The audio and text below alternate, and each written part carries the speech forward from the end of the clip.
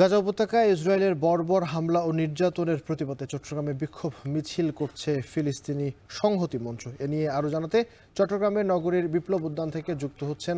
শোয়েব রহমান। শোয়েব, মিছিল থেকে কি কি দাবি তোলা হয়েছে এবং আর কর্মসূচি কি রয়েছে বিস্তারিত বলবেন।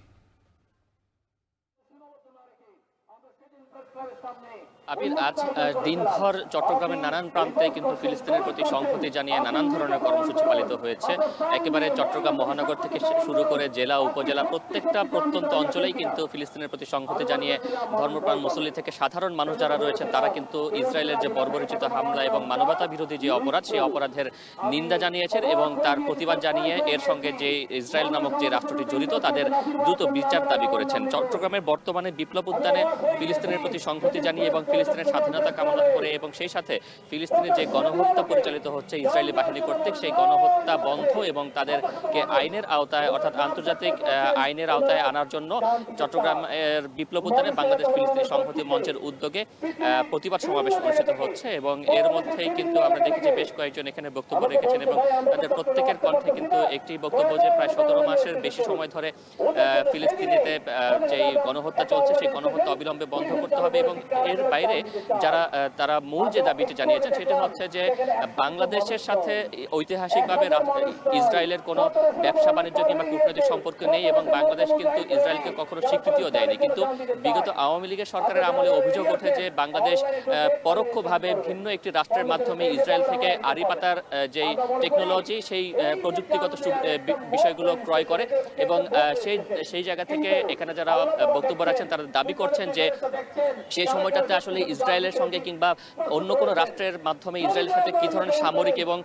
প্রযুক্তিগত ও বাণিজ্যিক চুক্তি হয়েছে সেগুলো অনতিবিলম্বে প্রকাশের তারা দাবি জানিয়েছেন এবং একই সাথে ইসরায়েলের সাথে প্রত্যক্ষ বা পরোক্ষ কোনোভাবে যাতে কোনো ধরনের বাণিজ্য, কূটনৈতিক, সামরিক কিংবা প্রযুক্তিগত আদান প্রদানের কোনো চুক্তি বা কোনো বিষয় না ঘটে সেই বিষয়টিও কিন্তু তারা দাবি জানিয়েছেন এবং তারা বলছেন যে এই বিষয়গুলো তারা অনতিবিলম্বে বাস্তবায়ন চাইছেন এবং একই সাথে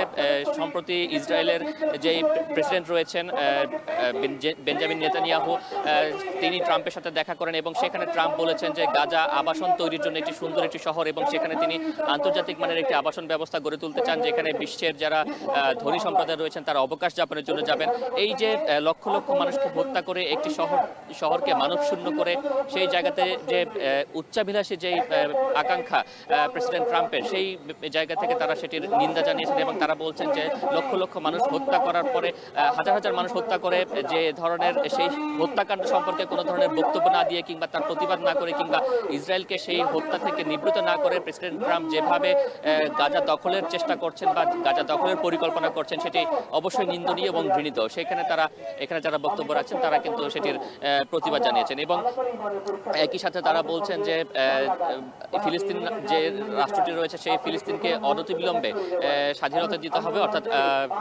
স্বাধীনতার স্বীকৃতি দিতে হবে এবং সেজন্য আন্তর্জাতিক যে সম্প্রদায় রয়েছে তাদের প্রতি তারা আহ্বান জানিয়েছেন এবং সম্প্রতি ফিলিস্তিনের প্রতি সংহতি জানিয়ে যে দেশের বিভিন্ন স্থানে যে ব্যবসা প্রতিষ্ঠানে হামলা হয়েছে সেগুলোরও তারা নিন্দা জানিয়েছেন এবং তারা বলছেন যে ধর্মপ্রাণ মুসল্লি কিংবা মানবতাকামী যে মানুষ রয়েছেন তারা যাতে ফিলিস্তিনের প্রতি সংহতি জানানোর ক্ষেত্রে যে কোনো কর্মসূচিতে সংযত থাকেন, শান্ত থাকেন এবং শান্তিপূর্ণভাবে যাতে তারা নিজেদের সমাবেশ কিংবা প্রতিবাদ জারি রাখেন সেই আহ্বান তারা জানাচ্ছেন। আবির। ধন্যবাদ শোয়েব। আমরা আসলে চট্টগ্রামে যুক্ত হয়েছিলাম যেখানে কথা বলছিলেন ফিলিস্তিনের যে গণহত্যা ইস্যুতে বিক্ষোভ সমাবেশ থেকে। এদিকে